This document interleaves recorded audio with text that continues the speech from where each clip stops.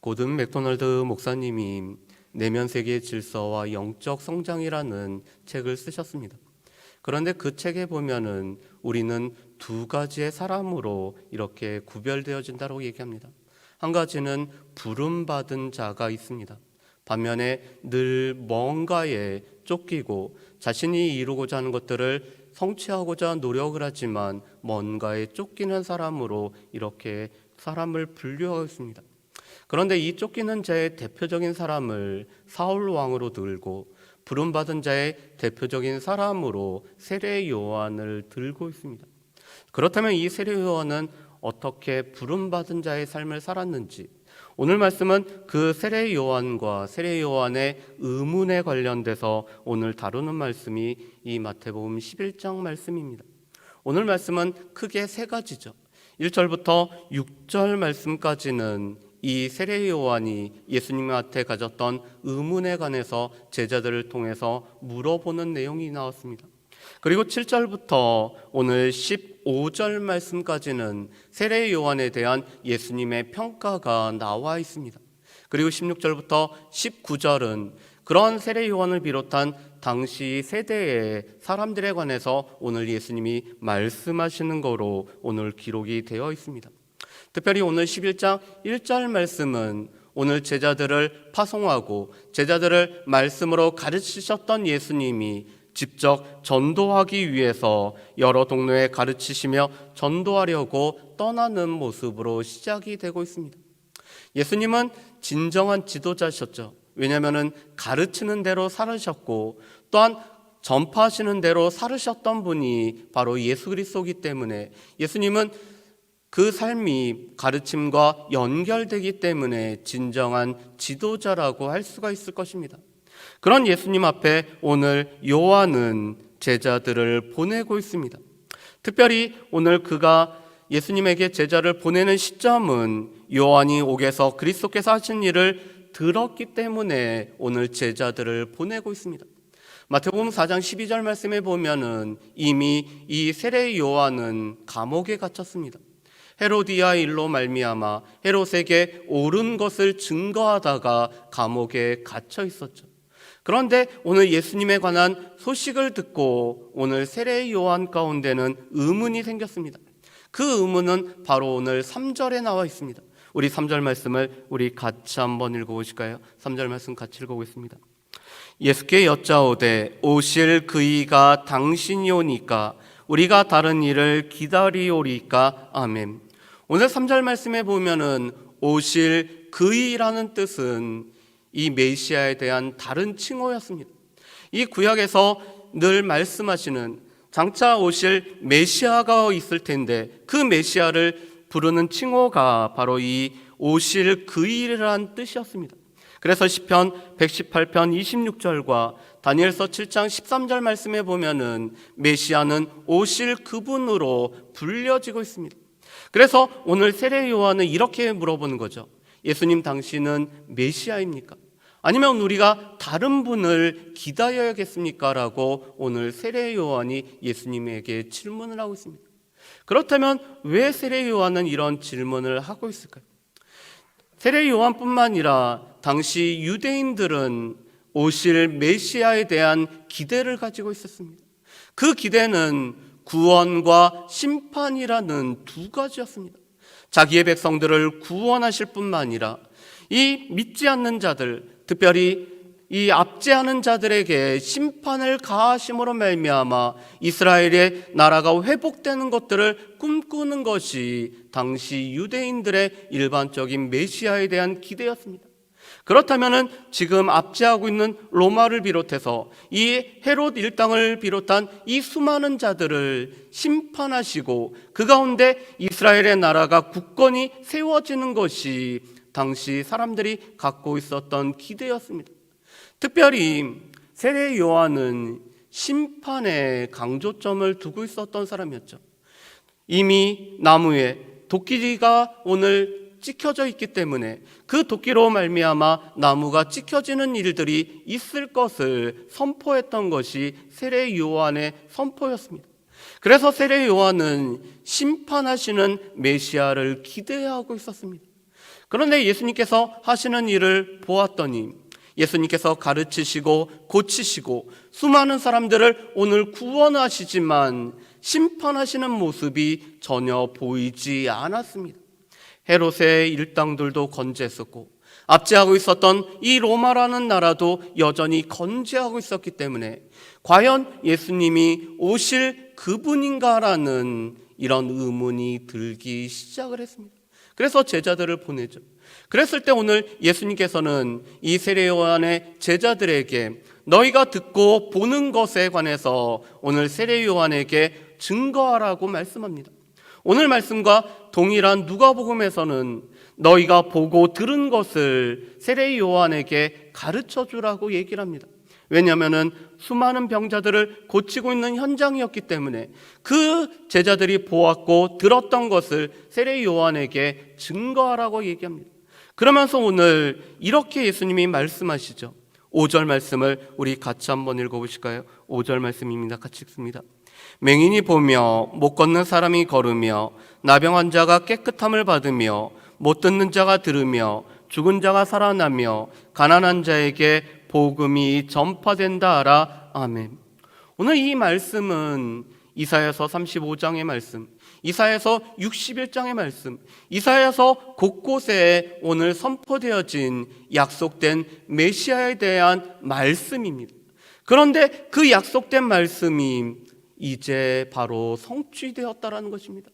우리가 마태복음 8장과 9장 말씀에 보면은 예수님은 말 못하는 사람을 고치셨을 뿐만 아니라 또한 중풍병자를 고치시고 또한 눈먼 자를 오늘 고치심으로 말미암아 오늘 이사야 선지자가 예언했던 모든 것을 성취했음을 말씀합니다. 또한 가난한 자들에게 오늘 복음이 증거되어짐으로 말미암아 예수님은 약속된 말씀대로 그 말씀을 성취하신 예수님임을 나타내고 있습니다. 여러분, 그런데 여기서 중요한 것이 있습니다. 세례 요한은 자신의 기대, 자신의 생각에 예수님을 맞추려고 했죠. 내 기대가, 내 생각이 그대로 이루어지면은 예수님이 오실 그분으로 여기고자 했습니다. 그런데 자신의 기대와 자신의 생각대로 예수님이 오늘 행하시지 않자 예수님이 아닌 우리가 다른 일을 기다려야 될까라는 생각을 가졌습니다. 여러분, 그런데 이것이 우리도 마찬가지 아닙니까?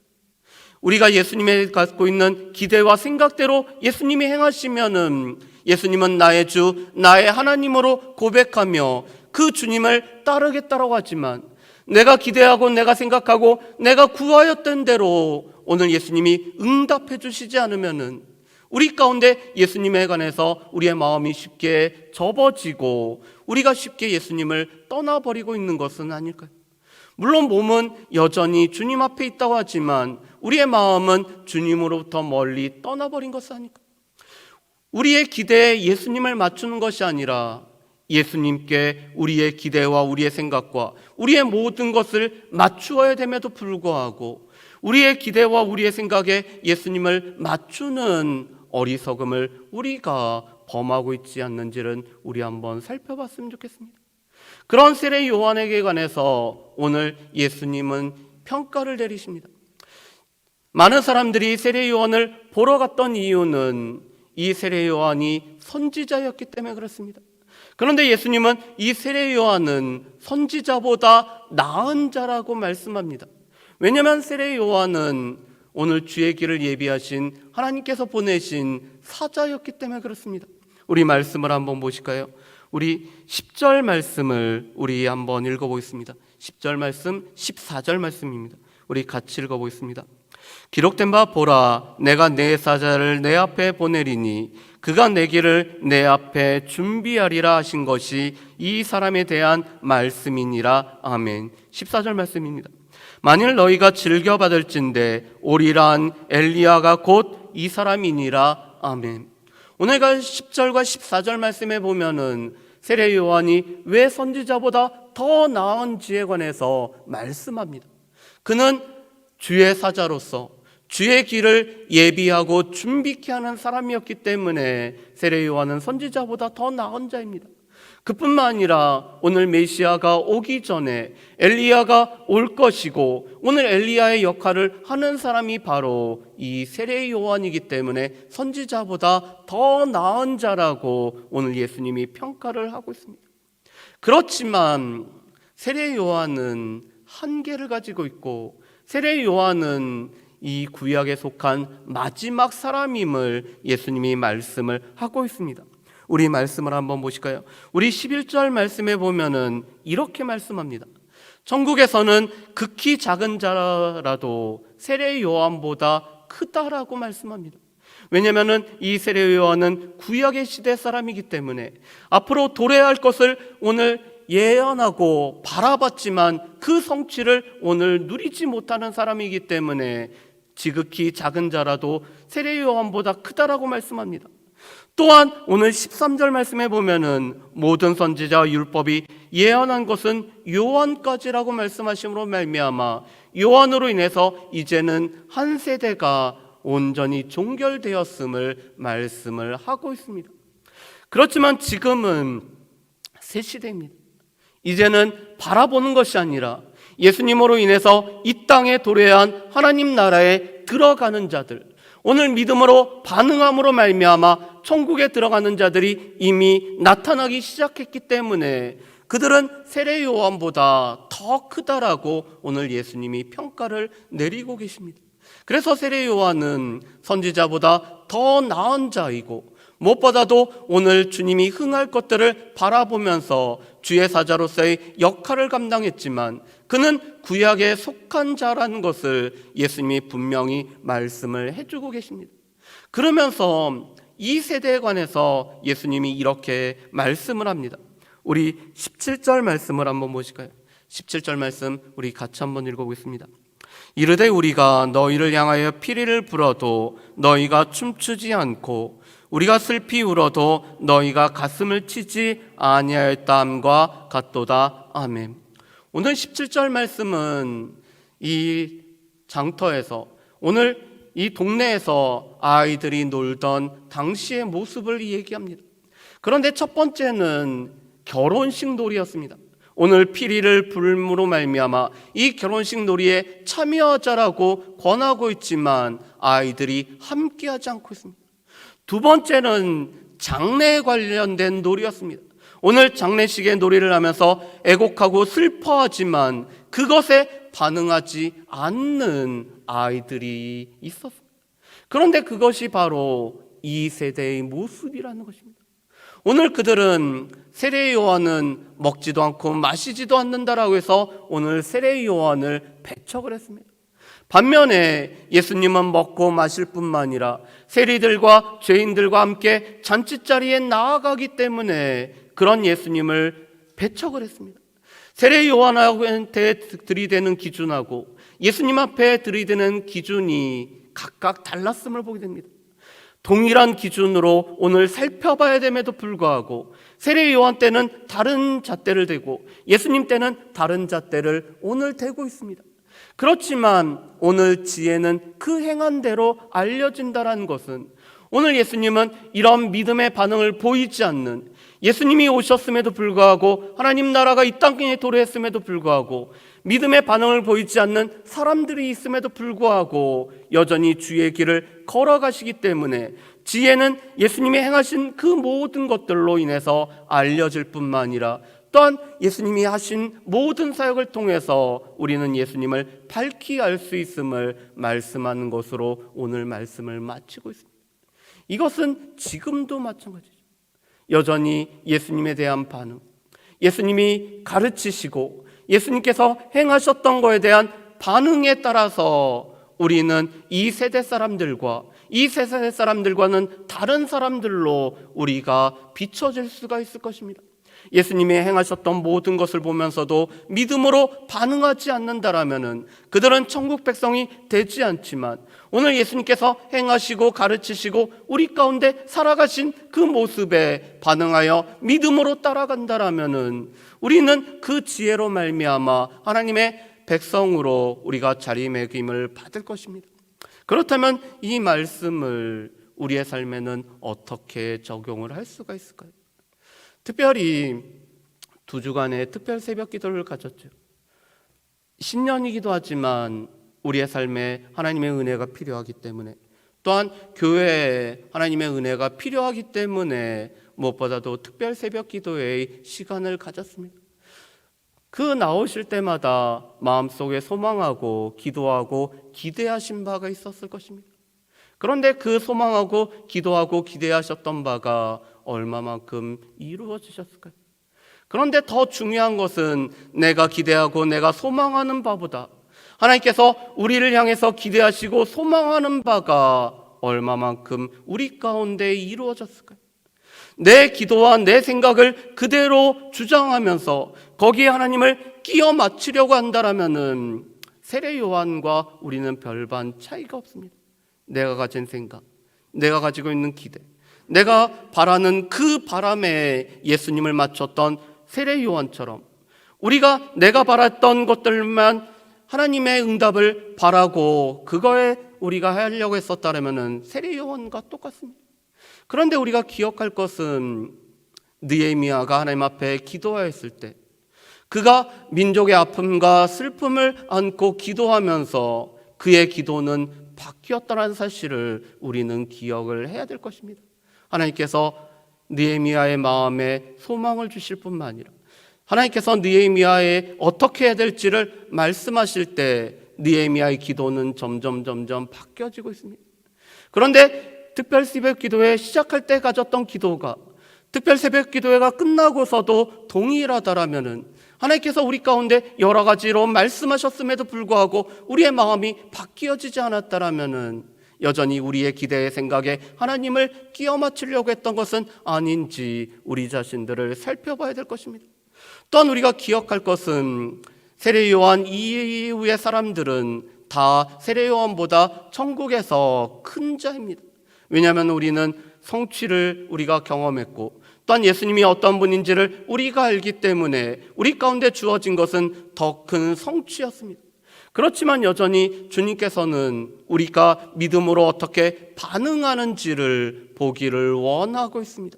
우리가 주님께서 말씀하신 바, 주께서 행하시는 바, 주께서 우리 가운데 이루신 바를 보면서 우리가 어떻게 믿음으로 반응하는지를, 그렇지만 우리가 반응하지 않고 있다라면은 애곡하여도 오늘 피리를 불어도 오늘 반응하지 않고 있던 이 세대 사람들과 같다라는 것 또한 우리가 기억을 해야 될 것입니다.